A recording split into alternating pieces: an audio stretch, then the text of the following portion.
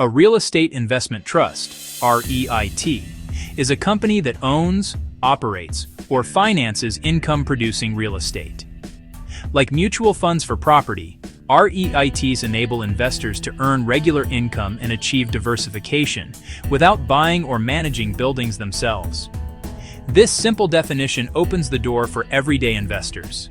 It represents a straightforward way to access the vast and often complex world of real estate.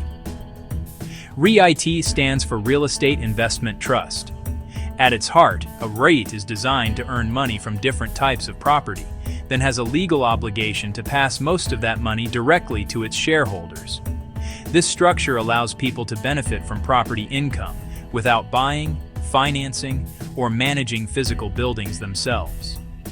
It transforms an illiquid, high-cost asset class into something far more accessible. Think of a REIT like a public property fund. It functions like any listed stock you can buy through a brokerage account, whether tech or consumer companies. Your capital is pooled with thousands of investors, then deployed by a professional management team to acquire and operate a portfolio of properties, apartments, office towers, shopping centers, and logistics warehouses. REITs must follow special rules to keep their tax-advantaged status. Chief among them is mandatory dividend payout. They must distribute at least 90% of taxable income each year. This is the defining rule of the asset class, ensuring REITs act as pass-throughs for real estate income. That is why REITs are known for consistent income streams. Another advantage is liquidity. Public REITs list on major exchanges like the NYSE or ASX, making them far more liquid than selling a property. You can often exit in minutes, not months. REITs generally deduct dividends from corporate taxable income, pay out fully, and there may be no corporate tax. This helps avoid double taxation seen in typical corporations. Shareholders still owe tax on dividends, but more income flows through. Tax rules vary. Consult local regulations. 75% of gross income must come from rent, mortgage interest, or property sales. Ownership must be widely held, limiting concentration. These rules keep REITs accessible, professional, and income-focused. There are three main types of REITs, each with distinct business models and risks. First, equity REITs, the landlords.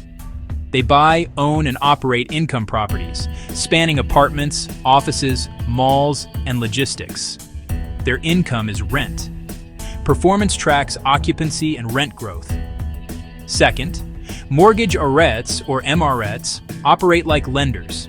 They finance real estate or hold mortgages and MBS. They earn the spread between asset yields and borrowing costs, so interest rate moves can quickly impact results. Finally, hybrid REITs mix owned properties and real estate debt, drawing income from both rent and interest. The idea is to capture benefits of both strategies. Equity REITs add appreciation and inflation hedging. MREITs offer higher yields but more rate and credit risk, while hybrids add complexity.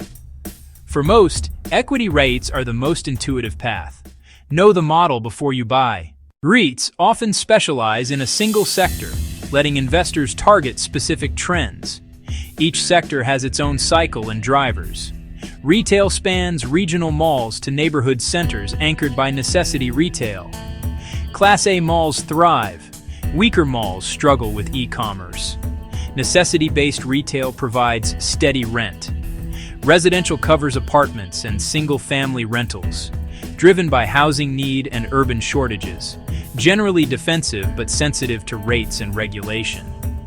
Office spans CBD towers and suburban centers, yet faces structural demand shifts from remote work.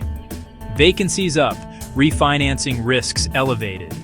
Quality, ESG, and location now matter most. Industrial and logistics ride e-commerce and resilient supply chains. Data centers power the digital world and AI demand. Healthcare benefits from aging demographics. Self-storage remains profitable but now local market-driven. Specialized assets like towers and timberlands offer unique profiles. Sector choice drives risk and return. In real estate, not all sectors are equal. Looking ahead to 2026, a clear hierarchy emerges, based on demand drivers and pricing power. Here is a concise ranking with rationale. This is not a prophecy, as markets can change. 1. Data centers lead 2026. AI, cloud, big data, long leases, pricing power, high capex, strong returns. 2. Industrial logistics, defensive growth via e-commerce and reshoring. 3. Healthcare, aging tailwind, steady income, policy risk monitored. Residential, reliable, upside capped by rates and regulation. Self-storage, post-boom COVID normalization. Local dynamics matter. Retail, selective, Class A malls win, weaker malls lag. Office, weakest. Remote work drives vacancies and refi risk. Approach office with extreme caution. Concentrate on data centers and logistics for growth plus income. Healthcare and residential for defensive income. Retail is selective, office is speculative at best. Getting started is easier than ever. Choose the path that fits your goals. Buy individual REIT shares through any brokerage. Do your own research and pick your thesis. Bullish on AI? Consider a data center REIT. Or choose REIT ETFs and funds for instant diversification, spanning sectors and regions to reduce single-name risk. Many brokers offer no-fee trading and fractional shares, letting you start with as little as $1 or low platform minimums. Dollar cost average to build over time. Screen key metrics before you buy.